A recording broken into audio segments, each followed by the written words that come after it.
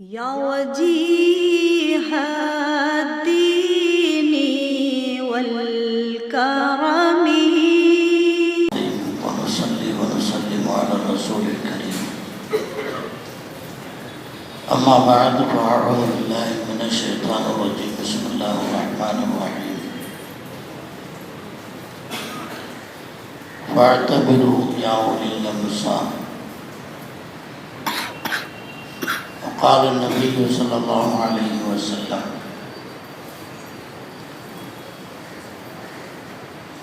قد أفلح من أسلم ورزق كفافا وقنعه الله بما آتاه أو كما قال عليه السلام.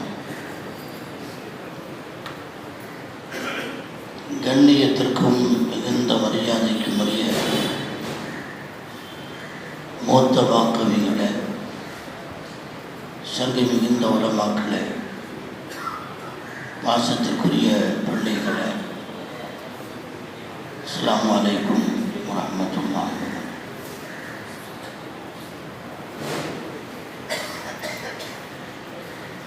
ஏறத்தாழ 10 ஆண்டுகளுக்கு பின்னால் ஹஸரத் அவர்களுடைய இரங்கல் கூட்டம் இங்கேதான் நடைபெற்றது. நல்லடக்க பணிகள் நடைபெற்று கொண்டிருந்த அந்த வேளையில் இரங்கல் கூட்டம் நடத்துவதற்கு அனுமதி மறுக்கப்பட்ட சூழ்நிலையில் அடக்கிற வரைக்கும் பேசிக்கிறோம் என்று அன்றைக்கு முத்தவல்லியாக இருந்த நம்முடைய மரியாதைக்குரிய பாரிபாய் அவர்களிடத்தில் கேட்டு இங்கேதான் அந்த இரங்கல் கூட்டத்தை சிறிது நேரம் நடத்தினோம். அவர்கள் துயில் கொள்ளுகின்ற இதே இடத்தில் வைத்து இன்னொரு நிகழ்ச்சியை நாம் இங்கே பார்த்து கொண்டிருக்கிறோம். நாம் எல்லாம் ஒரு தந்தை ஹைருல்லா பாஇமன் அல்லமக இமாம் நவவி ரஹ்மத்துல்லாஹி அலைஹி அவர்கள் சொல்லியிருக்கிறார்கள், உங்களுடைய பெற்றோர்களில் சிறந்த பெற்றோர், தந்தைகளில் சிறந்த தந்தை உங்களுக்கு கற்றுக் கொடுத்த ஆசிரியர் தந்தை என்று நவவி இமாம் சொன்னதன் அடிப்படையில் பிள்ளைகள் தங்களுடைய தந்தையை தரிசிப்பதற்காக வேண்டி, ஜியாரத்து செய்வதற்காக வேண்டி, துவா செய்வதற்காக வேண்டி நாம் இங்கே வந்திருக்கிறோம். அல்லாஹு ஜல்ல ஷானுஹு வ தஆலா அவருடைய மன்னரை வாழ்க்கையை மனமாகவும் வளமாகவும் ஆக்கி அருள்வானாக. ஆখিরাத்திலே சிறந்த உயர்ந்த வாழ்க்கையை ஜன்னத்துல் ஃபிர்தௌஸை அல்லாஹ் அவர்களுக்கு வழங்குவானாக. நாம் அடிக்கடி இந்த வழியாக செல்லுகிற போதெல்லாம் இறங்கி ஜியாரத்து செய்து கொண்டால் நம்முடைய தந்தைக்கு நாம் செய்கின்ற, இன்னும் சொல்ல போனால் நாம் அவர்களிடத்திலிருந்து பெற்றுக்கொள்ள வேண்டிய ஒரு பெரும் பாக்கியம் என்று அதை கருத வேண்டும். பொதுவாகவே என்ன பாவங்கள் இருந்தாலும் சரி, இல்லாவிட்டாலும் சரி, பாவங்கள் செய்தவர்கள் பாவங்கள் மன்னிக்கப்பட வேண்டும் என்று, சின்னஞ்சிறு பிழைகள் செய்திருப்பார்களானால் அது கஃபாராவாக ஆக்கப்பட வேண்டும் என்று, எந்த பாவமும் இல்லாமல் இருந்தால் அவர்களுக்கு தரஜாத்துகள் உயர்த்தப்பட வேண்டும் என்று நபிமார்கள் முதல் கடைக்கோடி உம்மத்தினுடைய எல்லா நபர்களும் துஆவின் பக்கம் தேவையாகின்றார்கள். நபிகள் நாயகம் ஸல்லல்லாஹு அலைஹி வஸல்லம் அவர்கள் கூட எனக்காக துஆ செய்யுங்கள் என்று உம்மத்தவர்களுக்கு சொல்லியிருக்கிறார்கள். குறிப்பிட்ட சில சஹாபிகளிடத்திலே சொல்லியிருக்கிறார்கள் என்பதையெல்லாம் ஹதீஸ்களிலே பார்க்கிறோம். எனவே துஆக்களை ஒட்டும் முஸ்தக்னியானவர்கள் யாரும் கிடையாது. எனவே ஹஸரத் அவர்களுடைய தரஜாத்துகள் உயர வேண்டும், உயர்ந்த சுபனபதியில் அவர்கள் இருக்க வேண்டும் என்பதற்காக வேண்டி நாமும் துஆ செய்து கொண்டே இருக்க வேண்டும். சந்தர்ப்பம் கிடைக்கின்ற போது ஜியாரத்து செய்து கொள்ளக்கூடிய பாக்கியத்தை அல்லாஹ் நம் அனைவருக்கும் வழங்குவானாக. கண்ணியத்திற்குரியவர்களே, சில அனுபவங்களை பேச வேண்டும் என்று என்னிடத்திலே கேட்டுக்கொண்டார்கள்.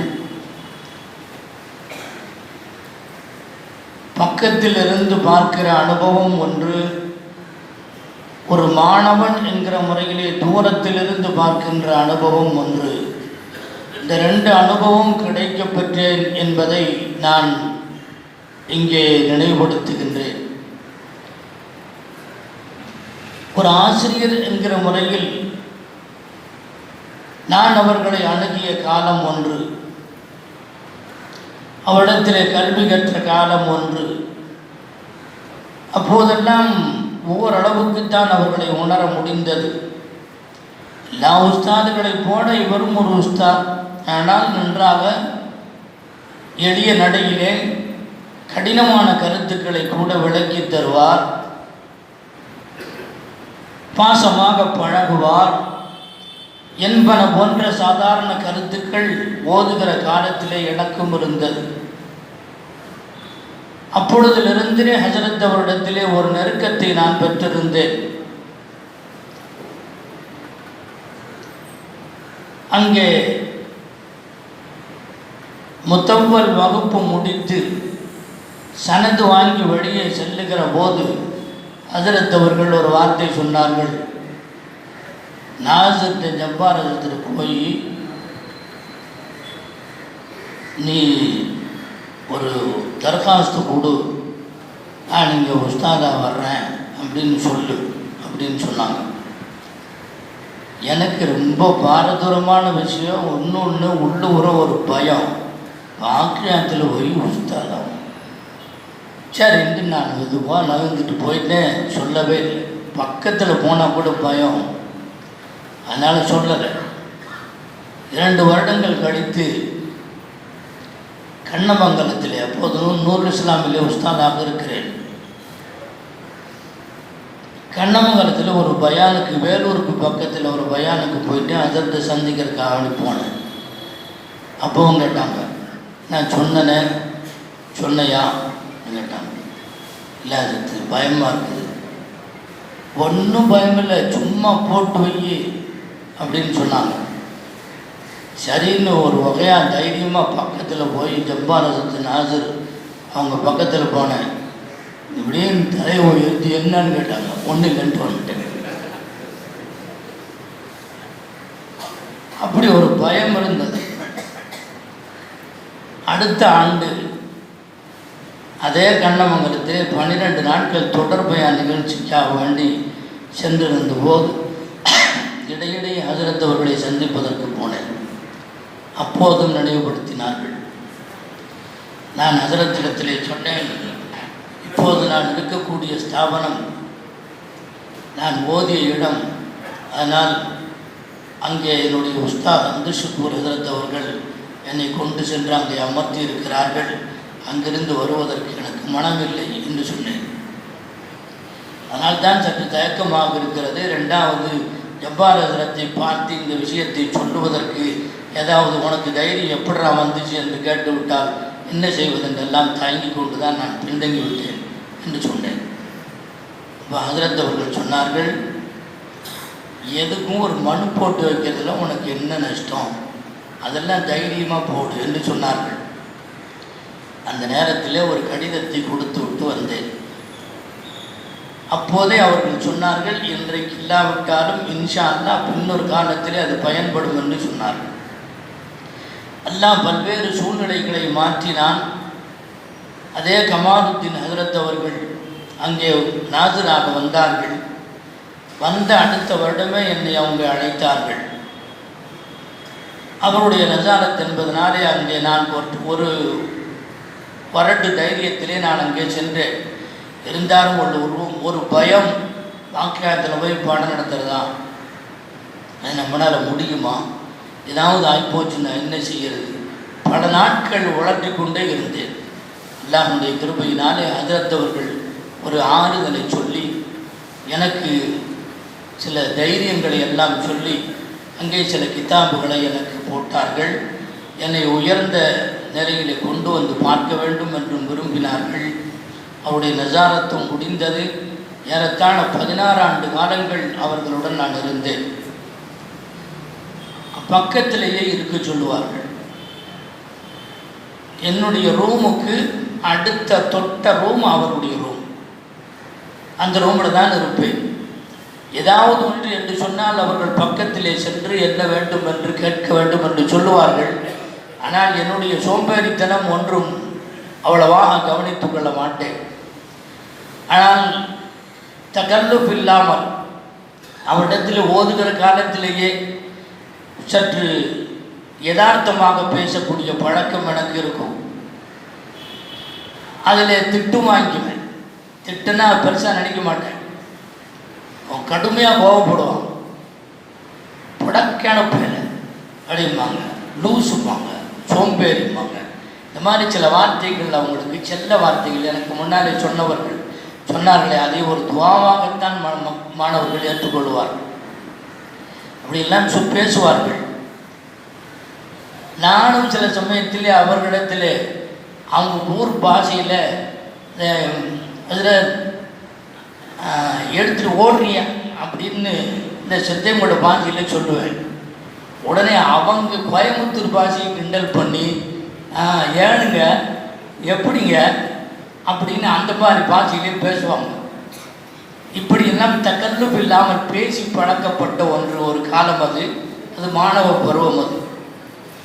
அதற்கு பிறகு உஸ்தாதாக வந்ததற்கு பிறகு இல்மியான தொடர்புகள், சந்தேகங்கள் கேட்டு தெளிவு பெறுவது, இப்படி பல விஷயங்களை அவரிடத்தில் நான் அனுபவத்தால் கண்டறிந்தேன். அவர்களிடத்திலே நான் பழகியதில் ஒன்று, சிக்கனமாக வாழ வேண்டும் என்பதை எல்லா மாணவர்களுக்கும் அவர்கள் கற்றுக் கொடுத்திருப்பார்கள். அவரிடத்தில் ஓதியவர்களுக்கெல்லாம் அந்த நசீகத்துகள் நினைவிருக்கும். காலையில் எந்திரிச்ச உடனே அல்லது பாக்கெட்டில் இருக்கக்கூடிய காசுகள் எல்லாம் செலவு பண்ணிட்டு எவ்வளவு செலவு பண்ணோம், என்ன எங்கேருந்து வந்துச்சு, எப்படி போச்சு, கணக்கு வழக்கு இல்லாமல் செலவு செய்யக்கூடிய மாணவர்கள், அதே போல் டிசிப்ளின் என்பது இல்லாமல் இருக்கக்கூடிய மாணவர்களுக்கெல்லாம் அடிக்கடி உபதேசம் செய்வார்கள். ஒரு பட்டன் திறந்துருந்துச்சுன்னு சொன்னால் அதை போட்டு வான்னு சொல்லுவாங்க. கையை மடக்கியிருந்தான்னு சொன்னால் மடக்கானதை எடுத்து விடுன்னு சொல்லுவாங்க. முண்டா பனியன் போட்டுட்டு இருந்தால் அதை கழட்டிட்டு வாடான்னு அப்போவே திருப்பி அனுப்புவாங்க. பனியன் எதுக்காக போடுற, அக்கில் ஏதாவது ஒரு துர்நாற்றங்கள் வருகின்ற போது அதையெல்லாம் உறிஞ்சி கொள்வதற்காக வேண்டித்தானே பனியன் என்று போடுறோம். அதை விட்டுட்டு அந்த இடத்த ஓப்பனாக விட்டு அது சட்டையில் உறிஞ்சிருமா, போடா போய் திரும்ப போட்டு வா என்று சொல்லுவார்கள். லுங்கியை கரண்டக்கால் மொழிக்கு கீழே உடுத்தி இருந்தால் அதை சரியாக போய் என்று கட்டிட்டு வா என்று திருப்பி அனுப்பி விடுவார்கள். இப்படியெல்லாம் தாலீமோடு தர்பியத்தும் செய்யக்கூடிய பழக்கம் அவரிடத்தில் இருந்தது. ரவுடியை போல நடக்கக்கூடியவர்கள், முடியை அதிகமாக வைத்து கொள்ளக்கூடியவர்கள், தாடியை வெட்டக்கூடியவர்கள், சிறைக்கக்கூடியவர்கள், தாறுமாறான முறையிலே வெளியிலே சுற்றி திரிபவர்கள், இவர்களுக்கெல்லாம் கிண்டல் செய்தே நசீகத்து செய்யக்கூடிய ஒரு பாங்கும் பக்குவமும் ஹஸரத் அவரிடத்தில் இருந்தது. அது ஓதி கொடுக்கக்கூடிய காலத்திலே என்னை போன்ற மாணவர்கள் அவர்களிடத்திலேயும் சில விஷயங்களை சொல்லுவார்கள். அது யாருக்கும் தெரியாது. அதிலே என்னுடைய அனுபவத்தில் சில உண்மைகளை சொல்லி இருக்கிறார்கள். சிக்கனமாக இருக்க வேண்டும், காசு பணங்களை ஊதாரித்தனமாக செலவு செய்வதை எப்போதுமே அவர்கள் வெறுப்பார்கள். கட்டுக்கோப்பான ஒரு வாழ்க்கை, திட்டமிட்ட ஒரு வாழ்க்கை அவர்களுடைய வாழ்க்கை. யாரிடத்திலேயும் தேவையாக மாட்டார்கள். ஒரு சின்ன சம்பளம் தான். நான் ஓதிக்கொண்டிருந்த காலத்திலே ஹஸரத் அவர்களுக்கு 360 அல்லது 70 ரூபாய் சம்பளம் இருந்தது. நான் ஓதிக்கொண்டிருந்த காலத்தில் கடைசியாக நான் புறப்பட்டு வந்த அந்த வருடம் 81ஆம் ஆண்டு 410 ரூபாய் இருந்தது. சம்பளம் உயர்த்தப்பட்ட சம்பளம் அது. நான் போனதற்கு பிறகு என்னப்பா ஆச்சு, போனையே சேலம் போனையே எப்படி இருக்குது என்னெல்லாம் விசாரித்தாங்க. ஆமாம் சத்து போனேன். என்ன சம்பளம்? 450 ரூபா சம்பளம். ஐயோ அப்பா, என்ன உஸ்தாதை விட மீறிட்டியா, என்னை விட சம்பளம் அதிகமாக வாங்குறைய என்று சொன்னார்கள். இப்போது நான் சொன்னேன், ஹஜ்ரத் உங்களுடைய தியாக வாழ்க்கையில் ஒரு பங்கு எனக்கு போயிடுச்சு, நீங்கள் செய்கிறதா பெரிய தியாகம், காசு கொஞ்சம் அதிகமாக கிடைச்சதுன்னா அந்த தியாகம் குறைஞ்சி போச்சு என்று வேறு ரூட்டில் கொண்டு போய் நான் பேசினேன். அப்போ அவர் சொல்லுவார்கள், நீங்கள் 450 ரூபா வாங்குற, என்கிட்ட 2 வருஷத்துக்கு முன்னால் ஓதுங்க, அவன் வந்து 650 ரூபா ஆம்பூரில் ஒருத்தன் வாங்கிட்டு இருக்கிறான், இதுதான் என்னுடைய வாழ்க்கை என்று சொல்லுவார்கள். காசு பணத்திற்காக கவலைப்பட மாட்டார்கள், சுருக்கமாக செலவு செய்வார்கள், சிக்கனமாக செலவு செய்வார்கள். 10 ரூபாய் அல்லது 20 ரூபாய் ஒரு மாதத்திலே அதிகம் தேவை என்று சொன்னால் நெருக்கமான ஒரு இடத்திலே அந்த 10 ரூபாயை வாங்குவார்கள். 1ஆம் தேதி சம்பளம் வாங்கிய உடனே முதல் 10 ரூபாயை கொடுத்ததுக்கு பிறகுதான் மற்ற செலவுகளை செய்வார்கள். இப்படி மிக சிரமமான முறையிலே, சிக்கனமான முறையிலே வாழ்க்கை நடத்தியவர்கள். மகனையும் ஓத வைத்தார்கள், இன்னொரு மகனையும் அங்கேதான் வளர்த்தார்கள். இருந்தாலும் கூட அவருடைய வாழ்க்கையில் குறைபாடு என்று எதுவும் இல்லை. கைவீசி செலவு செய்யாமல் இருந்தால் போதும், சிக்கனமாக செலவு செய்தால் போதும், யாரிடத்திலையும் காசு பணம் தேடி போக வேண்டிய அவசியம் இருக்காது என்று அடிக்கடி உபதேசம் செய்வார்கள். வாழ்க்கை தரத்தை பெருக்கும் போது நம்முடைய, நான் இப்படி தான் சாப்பிடுவேன், எனக்கு கறி இருந்தால் தான் இறங்கும், மீன் இருந்தால் தான் சாப்பிடுவேன், இந்த மாதிரியான பிடிவாத குணங்கள் இருந்தால் நம்மள்கிட்ட இல்லைன்னாலும் அடுத்த ஒன்றை காசு கடன் வாங்க வேண்டியது வரும். எது இருந்தாலும் சாப்பிடுவோம், எது கிடைத்தாலும் சாப்பிடுவோம் என்கிற நிலைமைக்கு வந்து விட்டால், எது கொடுத்தாலும் உடுத்தி கொள்வோம் என்கிற நிலைக்கு வந்து விட்டால், சுருங்க சொன்னால் வாழ்க்கை தரத்தை ஒரே லிமிட்டில் வைத்து கொண்டால் யாரிடத்திலையும் போய் கையேந்தி கேட்க வேண்டிய அல்லது கடன் வாங்கி கொண்டு அவஸ்தைப்பட வேண்டிய நிலை ஏற்படாது என்று அடிக்கடி உபதேசம் செய்வார்கள். அதை நான் பார்த்திருக்கின்றேன். ஹஜ்ரத் அவர்கள் சொல்லுவார்கள், சில யதார்த்தவாதி அவங்க, இந்த மாதம் கொஞ்சம் காசு செலவாகி போச்சு, அதனால் இனி வச்சுட்டு சாப்பாடெல்லாம் போட்டு குடும்பத்தை வச்சுட்டு இருந்தால் கொஞ்சம் அதிகமாகும், இந்த மாதிரி நேரத்தில் மாமியை வீட்டுக்கு அனுப்பிச்சி விட்ருவேன், அதனால் கொஞ்சம் காசு செலவு கம்மியாகும், எனக்கு மட்டும்தானே, நான் வந்து இட்லி வாங்கி சாப்பிட்டுக்குவேன், போய் இட்லி வாங்கிட்டு வான்னு சொல்லுவாங்க. அப்போ 1 ரூபா கொடுப்பாங்க. 1 ரூபா கொடுத்தா ஹோட்டலில் போய் 3 இட்லி வாங்கிட்டு சொல்லுவாங்க, தனியாக சாம்பார் வாங்கிக்கன்னு சொல்லுவாங்க. 3 இட்லி வாங்கிட்டு 4 நாவை திருப்பி கொடுக்கணும். 4 இட்லி வாங்கிட்டு வரலாம் அஜத்துன்னு சொன்னால் சத்தம் போடுவோம். 3ன்னா 3 தான், 4 கிடையாது. 50 கிராம் கறி ஒரு ஆளுக்குன்னு சொன்னால் 3 பேர்த்துக்கு 150 கிராமு தான், 200 கிராம் வாங்கக்கூடாது. யாராவது விருந்தாளிக வந்திருக்கிறாங்க, இந்த விருந்தாளிக வந்திருக்கிறாங்கன்னா அவங்க யாருக்கு நம்மளை பார்க்கத்தான் வந்திருக்கிறாங்கன்னு சொன்னால் அந்த விருந்தாளிக்கு அவங்களே எக்ஸ்ட்ரா ஒரு 50 கிராம் அதிகமாக வாங்கிட்டு வான்னு சொல்லுவாங்க. இப்படியெல்லாம் மிக கட்டுத்திட்டமான முறையிலே, சிக்கனமான முறையிலே வாழ்ந்த காரணத்தினால யாரிடத்திலேயும் தேவையாக வேண்டிய நிலையோ கடனாளியாக இருக்க வேண்டிய நிலையோ அவர்களுக்கு ஏற்படவில்லை. சொல்லப்போனால் இந்த பணத்தை சம்பளத்தை வாங்கி கொண்டு சில மாணவர்களுக்கு அவர்களே உதவி தொகையாக பாக்கெட் மணிங்கிற முறையில் செலவுக்கு கொடுத்து வந்துருக்கலாம். எனக்கு முன்னால் பேசிய உஸ்தாத் அவர்கள் சொன்னார். அப்படியானால் நம்பவே முடியல, இந்த சம்பளத்தை வாங்கி குடும்பத்தையும் நடத்தி அவர்கள் தான தர்மமும் செய்திருக்கிறார்கள் என்று சொன்னால் வாழ்க்கையில் அல்லாஹ் அவர்களுக்கு பரக்கத்தை செய்திருக்கிறார் என்றார். ஒரு ஹதீஸை நான் உங்களுக்கு முன்னாலே வாசித்தேன். கத் அஃப்லஹ மன் அஸ்லம, ஒரு ஈமான் ஏற்று முஸ்லீமான ஒருவன், வருஸிக கஃபாஃபன், போதுமான வாழ்க்கை தரத்தை வாழ்வாதாரத்தை கொடுக்கப்பட்டு, கன்னஅஹுல்லாஹு பிமா ஆதாஹு, அல்லாஹ் கொடுத்ததை வைத்து கனாஅத்தான முறையில் போதும் என்ற முறையில் சிக்கன வாழ்க்கை வாழக்கூடியவர்கள் இந்த உலகத்தில் வெற்றி பெற்றார்கள் என்று பெருமானார் ஸல்லல்லாஹு அலைஹி வஸல்லம் அவர்கள் சொன்னார்கள். தங்களுடைய குடும்பத்திற்கு நபி அவர்கள் இதைத்தான் விரும்பினார்கள். அல்லாஹும்ம ஜஅல் ரிஸ்க ஆலி முஹம்மதின் கஃபாஃபன், யா அல்லாஹ் இந்த முஹம்மதினுடைய குடும்பத்தவர்களுக்கு சிக்கனமான போதுமான வாழ்க்கையை தந்தருள்வாயாக என்று தங்களுடைய வாழ்க்கையிலேயே துஆவும் செய்திருக்கின்றார்கள். பெரிய குபேரர்களாக கோடீஸ்வரர்களாக பெருமானார் ஸல்லல்லாஹு அலைஹி வஸல்லம் குடும்பத்தவர்கள் யாரும் வாழ்ந்ததில்லை. அதே நேரத்தில் பிச்சை எடுக்கும் அளவுக்கு படுமோசமான நிலையிலேயும் வாழ்ந்ததாக வரலாறு கிடையாது.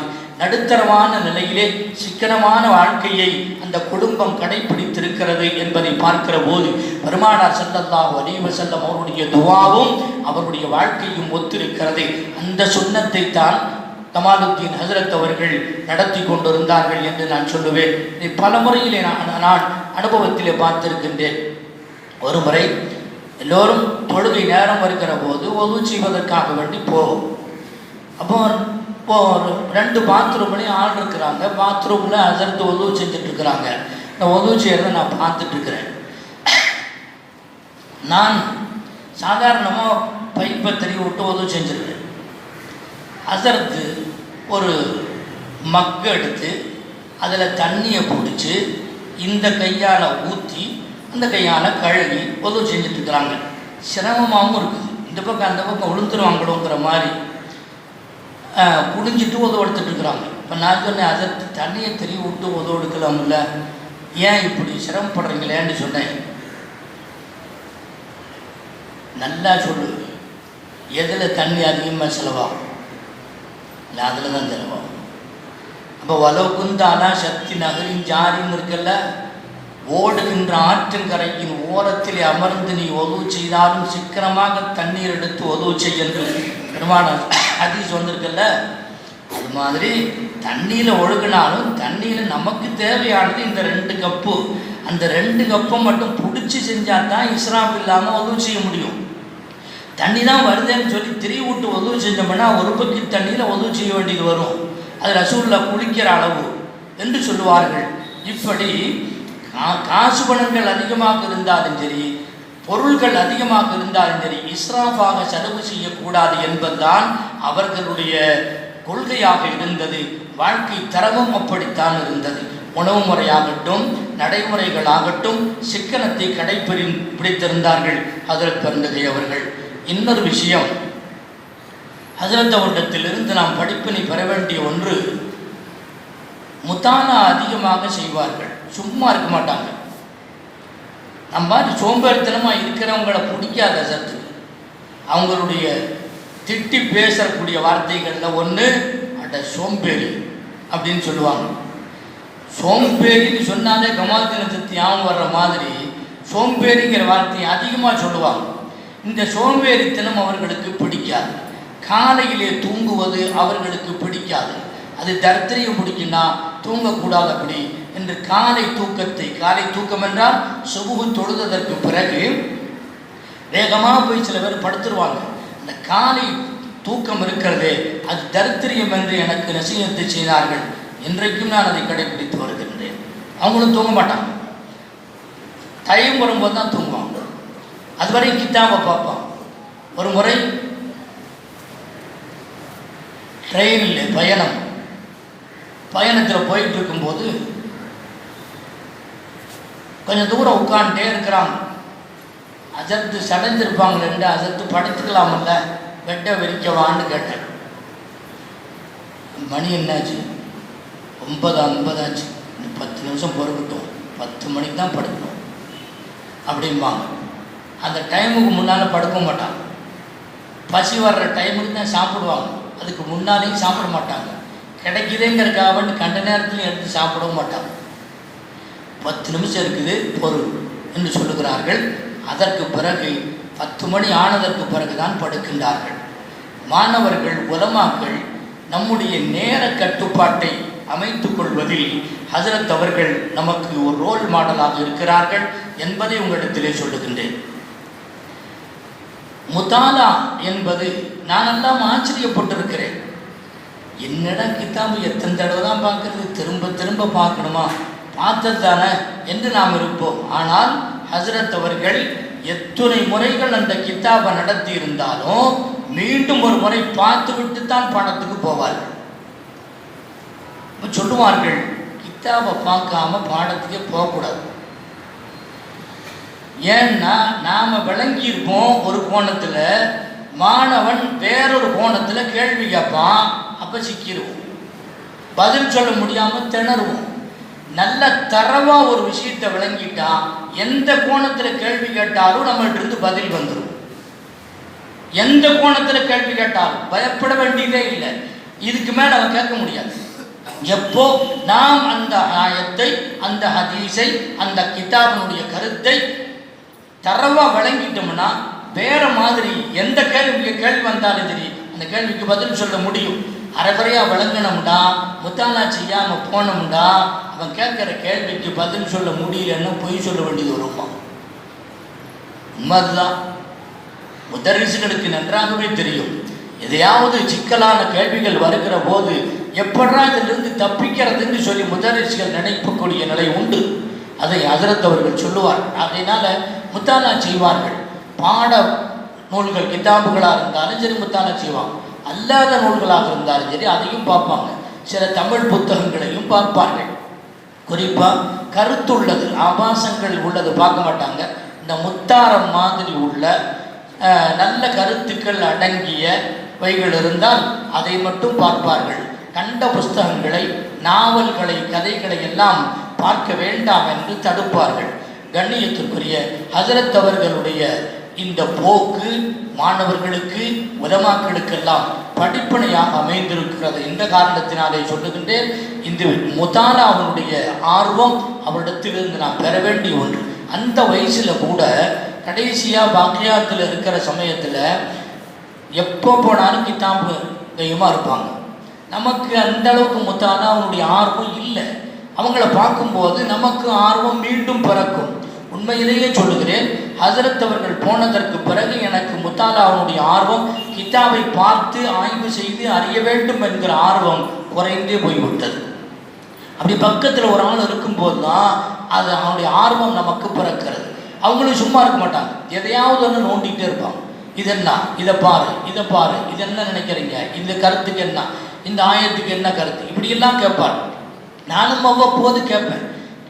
தேடி போய் கேட்கிற போது அவர்கள் சொல்லுகிற கருத்துக்கள் ஒன்று, அவர்களாக நடக்கிற போது தேடி சொல்லுகிற கருத்துக்கள் ஒன்று. இப்படி பலதையும் நான் அனுபவித்திருக்கிறேன். ஹஜ்ஜுக்கு போய் வந்த சமயத்தில் ஒரு ஹதீஸில் எனக்கு ஒரு சந்தேகம் வந்தது.